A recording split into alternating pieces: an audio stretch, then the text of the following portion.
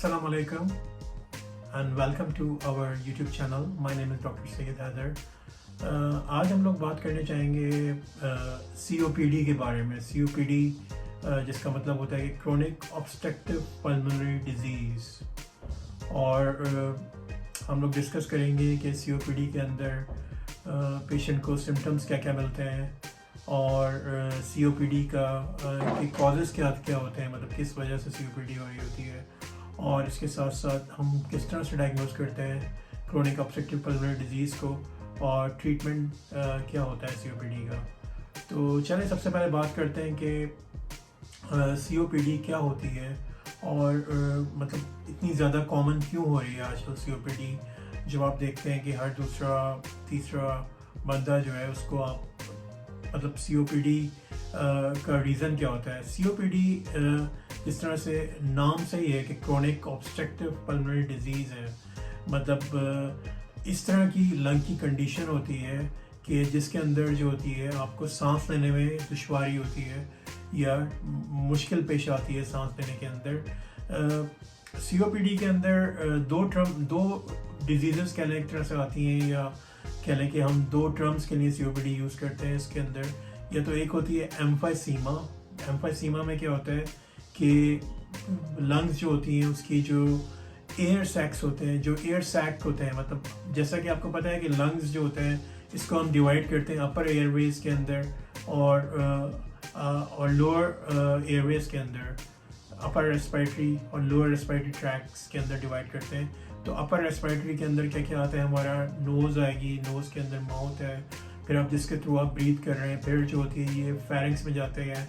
फिर लैरिंग्स के अंदर, फिर ट्रैकिया के अंदर, और ट्रैकिया जो होता है डिवाइड होता है राइट ब्रोंकस के अंदर, लेफ्ट ब्रोंकस के अंदर, और फिर वो जो ब्रोंकस है जो वो फर्दर डिवाइड होता है ब्रोंक्यूल्स के अंदर, और फिर ब्रोंक्यूल्स जो होते हैं वो ब्रोंकियाई के अंदर, एंड ब्रोंकियाई के बाद जब लास्ट स्टेज पे वो पहुंचते हैं जहाँ पे गैस का एक्सचेंज होता है जहाँ पे ऑक्सीजन जो होती है हमारी बॉडी के अंदर जाती है, और कार्बन डाइऑक्साइड जो होती है वो जो होती है लंग्स के थ्रू होते हुए जितनी भी गंदा वेस्ट प्रोडक्ट होती है बॉडी की, ब्लड के थ्रू हार्ट उसको लेता हुआ लंग्स के अंदर जाता है, फिर लंग्स से जब वो बाहर निकलती है तो वो जो होती है कार्बन डाइऑक्साइड,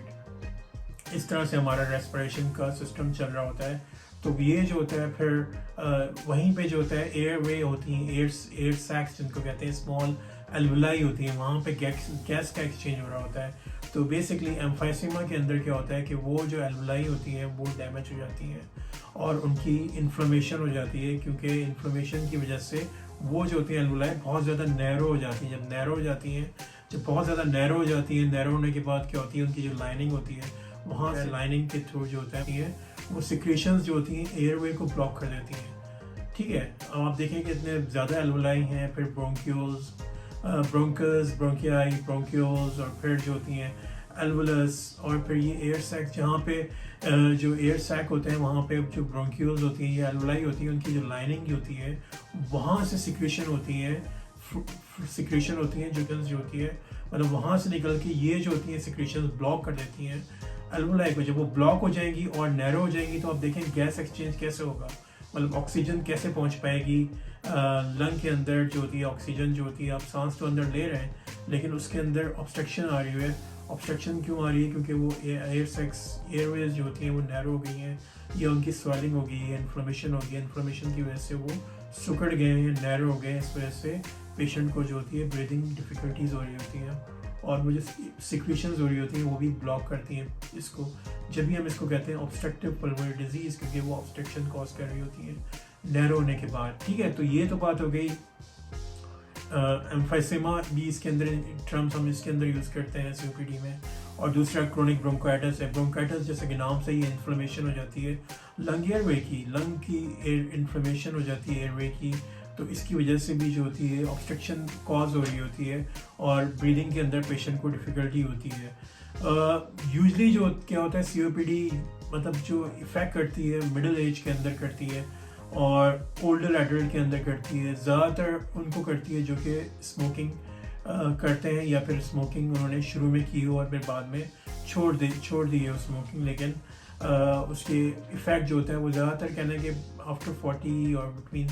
40 और 45 इस एज पे जाके इफ़ेक्ट करती है COPD. और जो डिफ़िकल्टी होती है सांस लेने में, फीचर जो होते हैं इसके क्या क्या होते हैं कि अगर आप पेशेंट से पूछेंगे वो कहेगा भैया मैं मतलब स्मोक करता था या स्मोक करती थी पहले, अगर अभी भी स्टॉप कर दिया उन्होंने, उसके बाद डिस्निया मिलता है, डिफ़िकल्टी इन ब्रीदिंग होती है, ब्रेथलेसनेस मिलती है, मतलब अगर आप शॉर्टनेस ऑफ ब्रेथ मिलती है, ठीक है, और कॉफ मिलता है, वीजिंग जो होती है, वीजिंग विस्लिंग साउंड मिलती है जब आप जो होती हैं रेस्पिरेशन कर रहे होते हैं या एक्सपायरेशन कर रहे होते हैं। तो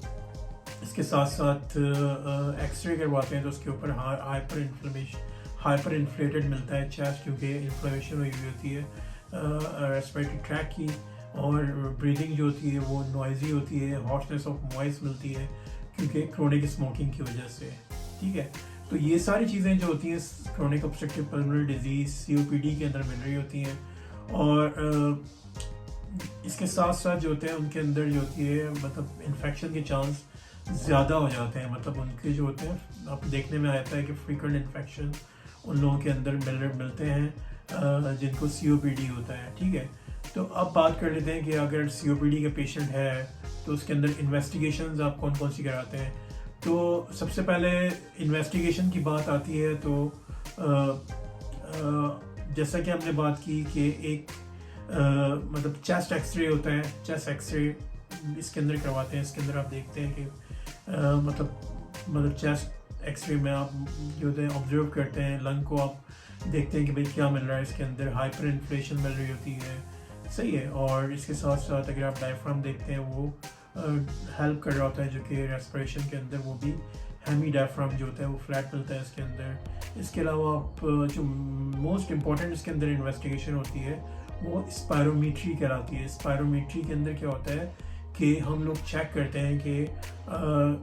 कि जब हम लोग एक्सपायर करते हैं फोर्स, एक रेशियो होता है FEV1 और FVC रेशियो। FEV1 का क्या मतलब होता है, force expiratory volume in 1 second. For example अगर मैं एक्सपायरेशन कर रहा हूँ, फॉर एग्जांपल, ठीक है, ये एक्सपायरेशन है, तो इसको मैं जितनी फोर्स से कर रहा हूँ तो इसके अंदर जो इतने 1 सेकेंड के अंदर कितने परसेंट जो होती है ये इसका रेशियो है, फोर्स एक्सपायरेटरी वॉल्यूम इन 1 सेकेंड और फोर्स वाइटल कैपेसिटी। आप कंप्लीटली अपनी फुल फोर्स के साथ एक्सपायर करते हैं, जैसे फॉर एग्जांपल, तो इसके अंदर आप ये दोनों रेशियो लेते हैं। एक तो आपने कंप्लीट सबसे पहला रेशियो लिया, फोर्स एक्सपायरेटरी वॉल्यूम इन 1 सेकेंड के अंदर आपने कितनी जो होती है एक्सपायरेशन की 1 सेकेंड के अंदर। दूसरा आपका कैपेसिटी कितनी थी, आपने जो फोर्सली एक्सपायर की फोर्सली एक्सपायरेशन की उसकी कैपेसिटी कितनी थी। तो ये कहलाता है FE1 और FEV1 और FEVC रेशियो। और ये यूजली जो होता है इसको मालूम करते हैं, इसको देखते हैं स्पायरोमेट्री के अंदर कि पेशेंट जो होता है उसका FEV1 FEV रेशियो कितना है। समटाइम ऐसे मेडिसिन या ड्रग देते हैं इसके अंदर जो ब्रोंकोडायलेटर, जो कि डायलेट करते हैं उसको, लंग्स को डायलेट कर जाते हैं, क्योंकि आपको पता है ऑब्स्ट्रक्शन हो रही है तो लंग को डायलेट करते हैं। फिर आप मॉनिटर करते हैं कि इनका कितना रेशियो है, FEV1 FEV रेशियो कितना होता है, ठीक है। तो इस तरह इसको देख रहे होते हैं। इसके साथ साथ आप ब्लड काउंट भी कराते हैं। फुल ब्लड काउंट में आप देखते हैं कि भाई आपको पता चलता है कि भाई इन्फेक्शन है कोई, और आप देखते हैं कि WBC बढ़े हुए हैं या फिर पॉलीसाइथीमिया मिल रहा है, RBC बहुत ज़्यादा जो होते हैं बन रहे हैं, तो उसका भी आप उसको रूल आउट करते हैं कि ये कहीं मतलब एज़मा वाली पिक्चर तो नहीं आ रही इसके अंदर। और ये कि इसके अंदर ये होता है कि इसके अंदर जब आप टेस्ट कर रहे होते हैं स्पायरोमेट्री, तो उसके अंदर आप जो होता है इसका रेशियो देखते हैं, FEV1 FEVC रेशियो, ठीक है। इसके साथ साथ पैटर्न देखते हैं कि इसका पैटर्न ऑब्स्ट्रक्टिव है या फिर रेस्ट्रिक्टिव पैटर्न है, ठीक है। तो इस तरह से भी आपको पता चल रहा होता है कि भाई अगर ऑब्स्ट्रक्टिव पैटर्न आ रहा होता है तो आपको पता है कि ऑब्स्ट्रक्शन जो होती है ये मतलब COPD में भी ऑब्स्ट्रक्शन मिल रही है, एज़मा में भी मिल रही है। तो इस तरह से आप इसको फिर रूल आउट करते हैं कंडीशंस को कि मेन सिम्टम्स इसके यही हैं, जैसे कि अभी आपसे डिस्कस किए कि भाई ब्रेथलेसनेस है, कफ है, डिफ़िकल्टी इन ब्रीदिंग है, वीजिंग मिल रही है, ठीक है। और फिर ये कि इसके साथ साथ जो होता है चेस्ट इन्फेक्शन होने के चांसेस बढ़ जाते हैं। और दूसरे सिम्टम जो होते हैं, अगर इसके साथ साथ कोई और भी सिम्टम मिल रहे हैं, फॉर एग्जांपल कि आपको वेट लॉस भी मिल रहा है, आप टायर्डनेस भी फील कर रहे हैं, या फिर एंकल आपके वहाँ पे स्वॉलोन है, एडिमा मिल रहा है, या फिर चेस्ट पेन है, आप कफ कर रहे हैं ब्लड वगैरह, तो ये कुछ और भी मतलब इसके अंदर आपको मतलब ये चीज़ खुदा न खास्ता आपको लंग के कैंसर की तरफ भी ले जाती है, अगर ये चीज़ें भी साथ साथ मिल रही हैं, क्योंकि वेट लॉस है, टायर्डनेस है, एडिमा है, चेस्ट पेन है, कफ कर रहे हैं ब्लड, और इसके साथ साथ जो होती हैं मतलब चेस्ट इन्फेक्शन ज़्यादा होने वाले हैं, ज़्यादा हो रहे हैं, तो ये मतलब अगर ब्लीडिंग भी मतलब आप कफ कर रहे हैं ब्लड, तो ये इसके भी चांसेस हो जाते हैं। तो इसको कंफर्म करना पड़ता है कि ये कौन सी कंडीशन है, तो इसके लिए आपको जो होते हैं टेस्ट करवाने पड़ते हैं। तो ठीक है, इसके अंदर टेस्ट करवाते हैं तो उसके थ्रू पता चलता है कि भाई मतलब ये कोई COPD है या फिर कोई और कंडीशन है। सही है, जैसा कि आपको बताया कि स्पायरोमीट्री इसका टेस्ट होता है, COPD के अंदर स्पायरोमीट्री टेस्ट के देखते हैं, और उसके अंदर आप चेक करते हैं कि लंग्स जो होता है आपको किस तरह का मतलब कितने % काम कर रहा है, उसका फंक्शन प्रॉपर चल रहा है या नहीं चल रहा। सही है, तो इसमें यही होता है कि सबसे पहले आप जो होते हैं ब्रोंकोडायलेटर देते हैं। ब्रोंकोडायलेटर का मतलब क्या है, जो कि लंग्स को या हमारे ब्रोंक्यूल्स को या ब्रोंकस को डायलेट करते हैं। ठीक है, क्योंकि COPD में कॉन्स्ट्रिक्ट हो रहे होते हैं, वो बंद हो रहे होते हैं स्वेलिंग की वजह से, इन्फ्लेमेशन की वजह से। सही है, और ये तो उसको ब्रोंकोडायलेटर दे देते हैं, ब्रोंकोडायलेटर देते हैं, फिर पेशेंट को कहते हैं कि भाई आप जो होता है ये स्पायरोमीट्री की मेजरमेंट लेते हैं उसके अंदर। ठीक है, वॉल्यूम ऑफ एयर चेक करते हैं जो कि आप ब्रेथ आउट कर रहे हैं इन अ सेकेंड, और total amount you breath out. ठीक है, जैसे कि अभी आपसे डिस्कस किया। तो बस इस तरह से फिर आप रीडिंग को कंपेयर करते हैं। फिर हमने बताया कि चेस्ट एक्सरे भी आपने करवा लिया। सही, इसके अंदर आप देखते हैं भाई कोई और प्रॉब्लम तो नहीं है लंग के अंदर, कोई चेस्ट इन्फेक्शन या कोई चेस्ट कैंसर, ब्रेस्ट या लंग कैंसर तो नहीं है इसके अंदर, ये भी रूल आउट होता है। ब्लड टेस्ट आपने देख लिया कि कहीं आपको पेशेंट को एनीमिया तो नहीं है ब्लड टेस्ट के अंदर, RBC कम तो नहीं मिल रहा है, क्योंकि एनीमिया में भी इस तरह की प्रेजेंटेशन मिल रही होती है कि breathing difficulty, chest pain, tiredness, fatigue, तो इस तरह से आप रूल आउट करते हैं। या फिर ब्लड सेल्स बहुत ज़्यादा नहीं मिल रहे, पॉलीसाइथीमिया है, और इसके साथ साथ एक डेफिशिएंसी होती है जिसको हम कहते हैं जेनेटिक फैक्टर अल्फा-1 एंटीट्रिप्सिन डेफिशिएंसी। अगर पेशेंट के अंदर अल्फा-1 एंटीट्रिप्सिन की डेफिशिएंसी हो तो ये भी चीज़ जो होती है इंक्रीज रिस्क करती है पेशेंट को COPD करवाने का। ठीक है, तो ये तो बेसिकली COPD के बारे में हो गया, और हमने डिस्कस कर लिया सिम्टम्स इसके, और आपने बता दिया कि किस तरह से इसको आप मतलब के डायग्नोज करते हैं। ठीक है, सबसे पहले अगर ट्रीटमेंट की हम इसकी बात करें तो अगर मतलब ट्रीटमेंट के अंदर अगर पेशेंट स्मोक करते हैं अगर आप, तो सबसे पहले आपको स्मोकिंग को स्टॉप करना पड़ेगा। ठीक है, क्योंकि स्मोकिंग ही इसका मेन रिस्क फैक्टर होता है, और ऐसे लोगों में बहुत ज़्यादा कॉमन है COPD जो स्मोकिंग करते हैं। ठीक है, इसके अलावा उन लोगों में भी कॉमन है जो कि ऐसी जगहों पे काम करते हैं या जहाँ पे इन्वायरमेंट, उनका जनरल इन्वायरमेंट ऐसा है कि जहाँ पे कह लें कि कोई मतलब फ्यूम बहुत ज़्यादा, या कोई ऐसी फैक्ट्री जहाँ पे बहुत ज़्यादा धुआं निकलता है, या फिर ऐसी फैक्ट्री में काम कर रहे हैं जहाँ पे ऐसी गैसेस वगैरह यूज़ होती हैं, या कोई फैक्ट्री है या कोई जहाँ जो कि लंग्स के लिए डेंजरस होती है। ठीक है, लेकिन ये मोस्ट कॉमनली इनको ही होता है जो लोग स्मोकिंग करते हैं। सही है, तो इसके साथ साथ स्मोकिंग को स्टॉप करना पड़ता है। इनहेलर भी यूज़ करते हैं और टैबलेट्स भी यूज़ करते हैं जो कि आसान करते हैं ब्रीदिंग को, और इसके साथ पल्मोनरी रिहेबिलिटेशंस या फिर ऐसी एक्सरसाइज करते हैं जो कि हेल्प करती है लंग्स को रिलैक्स होने में। और इसके साथ साथ अगर बहुत ज़्यादा सीवियर हो तो इसके अंदर बहुत ज़्यादा रेयरली इसके अंदर ये होता है कि बहुत कुछ कम लोगों को लंग को ट्रांसप्लांट भी करना पड़ता है। ठीक है, तो इसके अंदर अगर इनहेलर की बात कर लें तो इसके अंदर जो होता है, जो मोस्ट कॉमनली इनहेलर्स यूज़ करते हैं, इनहेलर जो होती है एक डिवाइस होती है, इनहेल आप उसके अंदर इनहेल करते हैं। ठीक है, जो भी आपको मेडिसिन दे रही होते हैं वो आप इनहेल करते हैं, और इसकी बहुत ज़्यादा प्रॉपर टेक्निक होती है। अगर आपको COPD है या एज़मा है और आप इनहेलर यूज़ कर रहे हैं तो इसके लिए मेक श्योर कि आपकी इनहेलर टेक्निक बहुत ज़्यादा सही हो, क्योंकि अगर आपकी इनहेलर टेक्निक सही नहीं है तो प्रॉपर ड्रग जो होती है वो लंग्स तक पहुँचती नहीं है, और उसकी वजह से आपको कोई फ़ायदा नहीं होता है इसका। ठीक है, तो ज़्यादातर पेशेंट जो होते हैं COPD के, उनके अंदर शॉर्ट एक्टिंग ब्रोंकोडायलेटर यूज़ करते हैं, जो कि बहुत ज़्यादा जो उनका शॉर्ट एक्टिंग का मतलब यही है कि वो उनका जो इफ़ेक्ट जो होता है बहुत जल्दी होगा, और ये यूज़ करते हैं शॉर्ट एक्टिंग ब्रोंकोडायलेटर। और जो होते हैं इसके साथ साथ जो होते हैं ब्रोंकोडायलेटर्स क्या करते हैं, वो क्या करते हैं, मेडिसिन होती है इस तरह की जो कि आपकी सांस लेने को आसान बनाती है, क्योंकि वो रिलैक्स कर देती हैं एयरवे को। जो एयरवे कॉन्स्ट्रैक्ट हो रही होती है, ब्रोंकोडायलेटर नाम से ये ब्रोंकोडायलेटर, ब्रोंको को डायलेट कर रही है। जब वो डायलेट होती हैं तो वहाँ पे क्या होती है, वो कंस्ट्रक्शन ख़त्म हो जाती है और वो स्वेलिंग जो होती है, वो जो इन्फ्लेमेशन हो रही है एयरवेज की, वो कम हो जाती है, जिसकी वजह से पेशेंट की जो एयरवेज है वो डायलेट होके पेशेंट को बहुत ज़्यादा आराम आता है, उसको सांस लेने में आसानी होती है। सो मतलब बेसिकली दो तरह के होती है शॉर्ट एक्टिंग ब्रोंकोडायलेटर्स जो यूज़ करते हैं। एक तो मोस्ट कॉमन जो होता है सल्बुटामॉल यूज़ करते हैं, ठीक है, सल्बुटामॉल यूज़ करते हैं। और इसके साथ साथ जी, जैसा कि हमने COPD के कॉजेज़ डिस्कस किए थे कि COPD जो होती है यूजली जब होती है जब लंग्स के एयरवे जो होते हैं बहुत ज़्यादा उनकी इन्फ्लेमेशन हो जाए, और उस इन्फ्लेमेशन की वजह से वो जो होते हैं एयरवेज जो होते हैं मतलब कि वो डैमेज भी हो जाते हैं, ठीक है।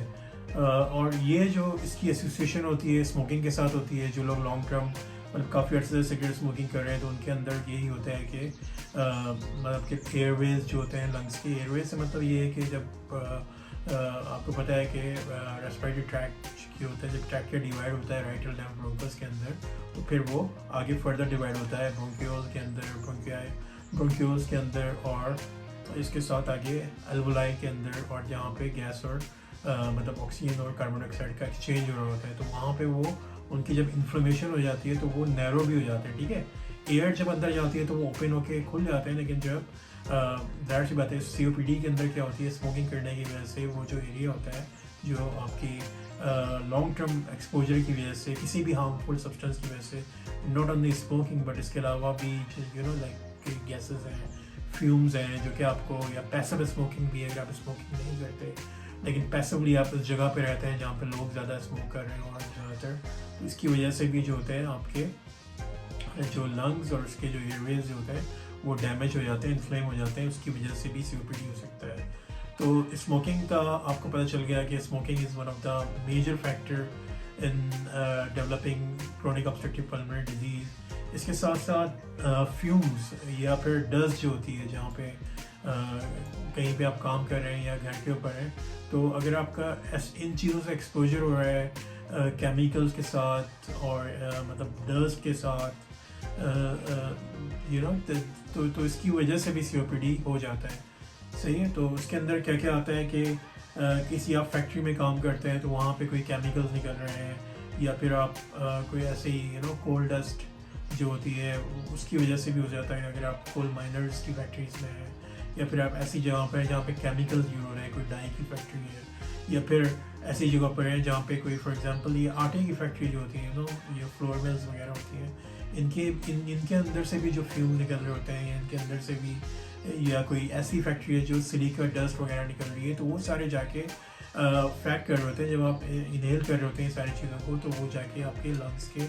ऊपर इफेक्ट कर रहे होते हैं, और लंग्स की जो ब्रोंक्यूल्स होती हैं जहाँ पे एक्सचेंज होता है, या एल्वोलाई होती है जहाँ पे एक्सचेंज होता है ऑक्सीजन और कार्बन डाइऑक्साइड का, उनको जाके इन्फ्लेम कर देते हैं, नैरो कर देते हैं, और वहाँ से सिक्रीशन निकलती हैं जो कि उनको ऑब्स्ट्रक्ट कर देती हैं, ठीक है। तो ये सारी चीज़ें हैं, और वो रिस्क ऐसे लोगों में COPD का बहुत ज़्यादा बढ़ जाता है। या फिर एयर पोल्यूशन, जहाँ पे आप रह रहे हैं वहाँ पे पोल्यूशन बहुत ज़्यादा है, लाइक कोई ट्रैफिक की वजह से भी हो सकती है कि गाड़ियों का फ्यूम से बहुत ज़्यादा निकल रहा है, वो भी इफेक्ट कर सकता है। या आप जेनेटिकली सस्पेक्टेबल हो, फॉर एग्जांपल अगर किसी को genetically alpha one trypsin deficiency हो, उसकी भी चांसेस बहुत ज़्यादा बढ़ जाते हैं COPD होने के। तो ये सारी बातें हो गई कॉजेज़ की। डायग्नोसिस हमने बात कर ली थी कि डायग्नोसिस किस तरह करते हैं COPD को, स्पायरोमेट्री पे, चेस्ट एक्सरे पे, ब्लड टेस्ट पे, और उसके अलावा अगर ज़रूरत होती है तो और भी हम लोग टेस्ट करवाते हैं, जैसे कि ECG, इको, अल्ट्रासाउंड और या पीक फ्लो टेस्ट जितने भी होते हैं। इसके साथ और सीटी स्कैन अगर ज़रूरत पड़ती है, ठीक है, अगर कोई डायग्नोसिस में कंफर्मेशन नहीं होती, लेकिन फिर इन चीज़ों को फर्दर डायग्नोस करने के लिए या रूल आउट करने के लिए कुछ फर्दर टेस्ट करवाने पड़ते हैं। ट्रीटमेंट आपसे बात हुई कि भाई ट्रीटमेंट जो होता है उसमें कौन कौन से यूज़ करते हैं, इनहेलर यूज़ करते हैं। इसके साथ साथ जो होता है ट्रीटमेंट के अंदर हम लोग ऐसी चीज़ यूज़ करते हैं जो कि हमारे जो रेस्पिरेटरी ट्रैक है या जो ब्रोंक्यूल्स हैं या फिर लंग्स हैं उनको रिलैक्स करे, क्योंकि उसके अंदर क्या होती है, जैसे कि नाम से ये chronic obstructive pulmonary disease obstruction हो रही है, उस ऑब्स्ट्रक्शन को आपने ओपन कर रहा है। वो ऑब्स्ट्रक्शन क्यों हो रही है? क्योंकि सिक्रीशन वहाँ पे हो रही है, स्पूटम जो की वजह से भी कह लें कि इस तरह की सिक्रीशन होती है जो कि वो ब्लॉक कर देती हैं, वे को नैरो करके ब्लॉक कर देती हैं। तो आपका एम क्या है, आप उनको जब खोलेंगे ब्रोंक्यूल्स ओपन होगी तो उनको देने के लिए ट्रीटमेंट है जब भी आप ब्रोंको डायलेटर यूज़ करते हैं जो कि डायलेट करते हैं। जब वो डायलेट करती है ड्रग तो पेशेंट को आराम आता है, ब्रीदिंग की डिफ़िकल्टीज दूर होती है, शॉर्टनेस ऑफ ब्रेथ उसकी कम होती है, पेशेंट को चेस्ट पेन भी कम होता है, क्योंकि अगर एयरवे पास हो रही होती है नॉर्मली वो इंस्पायरेशन एक्सपायरेशन जो होती है उसको मतलब वो करता है फिर, लेकिन जाहिर सी बात है उसकी जो FEV1 और FVC रेशियो जो होती है वो कम हो जाती है, लेकिन उसके बावजूद भी ब्रोंकोडायलेटर देने से जो होता है काफ़ी पेशेंट को हेल्प होती है। तो मतलब इस तरह से दो मतलब हम ब्रोंकोडायलेटर्स जो होते हैं शॉर्ट एक्टिंग होते हैं और लॉन्ग एक्टिंग होते हैं, ठीक है। शॉर्ट एक्टिंग ब्रोंकोडायलेटर्स जो होते हैं वो उनकी दो टाइप होती हैं, जिसको हम कहते हैं बीटा-2 एगोनिस्ट इनहेलर, ठीक है। Beta two agonist inhaler short acting bronchodilators होते हैं, और इसके अंदर जो होता है सल्बुटामॉल भी होता है, टर्बिटोलिन भी होता है, ये भी यूज़ करते हैं। या फिर लॉन्ग एक्टिंग होते हैं। लॉन्ग एक्टिंग नाम से ये वो ज़रा उनका एक्ट जो होता है लंबे अरसे के नहीं होता है। और लॉन्ग एक्टिंग ब्रोंकोडायलेटर्स के अंदर जो आते हैं ब्रोंकोडायलेटर्स उसके अंदर भी मतलब एंटी मस्कुलिनिक एजेंट्स भी होते हैं, इनहेलर्स होते हैं, या फिर बीटा-2 एगोनिस्ट इनहेलर होते हैं जो कि रिलैक्स करते हैं ब्रोंक्यूल्स को, और जैसे सल्मीटेरॉल होगा, या फिर इसके साथ साथ इसकी और भी मेडिसिन होती है, ठीक है। इसके साथ साथ जो होते हैं आपको दो शॉर्ट एक्टिंग ब्रोंकोडायलेटर, दो लॉन्ग एक्टिंग ब्रोंकोडायलेटर। इसके साथ साथ स्टेरॉइड्स का इनहेलर भी यूज़ करते हैं। स्टेरॉइड जो होती है हेल्प करती है रिलैक्सेशन के अंदर, लंग्स को और ब्रोंक्यूल को रिलैक्स कराती है। तो अगर इसके बावजूद भी अगर आप ये दो शॉर्ट एक्टिंग दो लॉन्ग एक्टिंग अगर इनसे ये स्टार्ट करते हैं पहले, अगर इसके साथ अगर फिर भी बंदा ब्रेथलेसनेस होता है तो फिर उनके अंदर स्टेरॉइड इनहेलर भी देते हैं जो कि फ्लेयर अप वगैरह जो होती हैं पेशेंट को, तो उसमें हेल्प करता है। और लेना पड़ता है जब पेशेंट को अचानक कोई अटैक हो रहा हो इस तरह का, जिसमें इसको लग रहा हो कि ये जो होता है मतलब उसको सांस में डिफ़िकल्टी हो रही है या शॉर्टनेस ऑफ ब्रेथ हो रही है, इस तरह में स्टेरॉइड इनहेलर भी यूज़ करते हैं। इसके साथ साथ अगर इनहेलर से भी कंट्रोल नहीं हो रहा, टैबलेट्स भी इसके अंदर यूज़ करते हैं, थियोफिलिन टैबलेट्स यूज़ करते हैं। ये भी एक तरह से ब्रोंकोडायलेटर्स होते हैं। ये मतलब इसके दोनों की फॉर्म में होती है, टैबलेट भी है, कैप्सूल भी होता है। ये इसको भी दिन में 2 दफ़ा लेना होता है, और इसके अंदर जो होता है ब्लड टेस्ट करवाने होता है, चेक करना होता है कि मेडिसिन का लेवल आपके ब्लड में कितना है, ज़्यादा तो नहीं है, बहुत ज़्यादा ऐसा तो नहीं है जो आपको इफेक्ट कर रहा हो, आपके काम को इफेक्ट कर रहा हो और साइड इफेक्ट जो होते हैं उसके हो रहे हो। इस वजह से इसके अंदर जो होता है ब्लड टेस्ट करवाना होता है अगर आप थियोफिलिन टैबलेट्स वगैरह यूज़ कर रहे हैं COPD के अंदर। और इसके साथ साथ स्टेरॉइड टैबलेट्स भी होती हैं, और फिर पल्मोनरी रिहेबिलिटेशन होती है, उसके अंदर एक्सरसाइज आपको होती हैं डिफरेंट जो कि हेल्प करती हैं स्पूटम के अंदर, स्पूटम को प्रॉपर करने में और लंग्स को रिलैक्स करने में और ब्रोंक्यूल्स को ओपन करने के अंदर। और इसके अंदर जो होता है मतलब फिज़िकल एक्सरसाइज होती है, फिज़िकल ट्रेनिंग होती है, और इसके अंदर आपकी रिक्वायरमेंट के लिहाज से होती है जितना आप कर सकते हैं। साइकिलिंग भी है, वॉकिंग भी है, स्ट्रेंथ एक्सरसाइजेस भी हैं इसके अंदर, एजुकेट भी करते हैं रिहेबिलिटेशन में आपको कि किस तरह आपको आराम आएगा अगर आपको कोई अटैक हो, या आप किस तरह से अपनी लाइफ बेहतर कर सकते हैं COPD के साथ। और इसके साथ साथ आपको इसके अंदर साइकोलॉजिकल हेल्प भी होती है, इमोशनल हेल्प भी होती है, और मसल्स की मतलब स्ट्रेंथ भी इम्प्रूव होती है। और इसके बाद नेबुलाइज़र भी होते हैं, नेबुलाइज भी करते हैं पेशेंट को सब कंडीशन के अंदर। फिर लॉन्ग टर्म ऑक्सीजन थेरेपी भी यूज़ करते हैं पेशेंट में। ये डिफरेंट ट्रीटमेंट ऑप्शन है, इसको अकॉर्डिंग टू पेशेंट की रिक्वायरमेंट के लिहाज से यूज़ किए जाते हैं। किसी पेशेंट को ऑक्सीजन की रिक्वायरमेंट चाहिए होती है क्योंकि पेशेंट के COPD की वजह से क्या होता है, ब्लड का ऑक्सीजन लेवल कम हो जाता है। और ये और कुछ को डॉक्टर्स रेफ़र करते हैं कि भाई आप जो होते हैं अपने घर के अंदर भी ऑक्सीजन यूज़ करें, क्योंकि आपका जो ब्लड गैस लेवल है वो काफ़ी कम है। तो होम ऑक्सीजन ट्रीटमेंट पे भी पेशेंट को रखना पड़ता है, क्योंकि उनको बहुत ज़्यादा ब्रेथलेसनेस होती है जब वो चढ़ते हैं, कोई फॉर एग्जांपल सीढ़ियाँ चढ़ रहे हैं या फिर वॉक कर रहे हैं घर के अंदर या उतर रहे हैं, या फिर उनको काफ़ी तकलीफ़ होती है वॉक करने में, ब्रेथलेसनेस होती है। तो ऐसे लोगों को लॉन्ग टर्म ऑक्सीजन थेरेपी भी देते हैं। और इसके साथ साथ ऑक्सीजन थेरेपी भी, नॉर्मल ऑक्सीजन थेरेपी भी होती है, जिसको एम्बुलेटरी ऑक्सीजन थेरेपी देते हैं। और फिर NIV, नॉन इन्वेसिव वेंटिलेशन भी कुछ पेशेंट यूज़ करते हैं, और जिससे उनको आराम आता है नॉन इन्वेसिव वेंटिलेशन के थ्रू। और पेशेंट जो होता है वो मतलब मशीन के थ्रू उनको जो होता है वो हेल्प कर रही होती है लंग्स को इंस्पायरेशन और एक्सपायरेशन के अंदर। और लंग्स जो होती हैं उसके अंदर क्या करता है, ये ब्रीदिंग जो होती है आपकी, जब आप ब्रीथ कर रहे होते हैं ऑक्सीजन और कार्बन डाइऑक्साइड को बाहर निकाल रहे होते हैं, इसमें NIV जो होती है, नॉन इन्वेसिव वेंटिलेशन जो होती है हेल्प करती है। और सर्जरी में हमने बात की थी पहले कि भाई अगर कोई कुछ पेशेंट है उनके अंदर सर्जरीज भी करनी पड़ती हैं, जिसके अंदर अगर कोई एयर सैक के अंदर ब्लॉक होके कोई इस तरह से कोई मतलब इस तरह से बन गई है चीज़ जो कि ब्लॉक कर रही है उसको, तो उसको रिमूव कर देते हैं लंग से और लंग की सर्जरी करते हैं। कुछ कंडीशन के अंदर लंग ट्रांसप्लांट भी करना पड़ता है। बहुत शुक्रिया आप तमाम लोगों का वीडियो को वॉच करने का। प्लीज़ इस वीडियो को लाइक करें, शेयर करें और हमारे चैनल को सब्सक्राइब करें। Thank you so very much.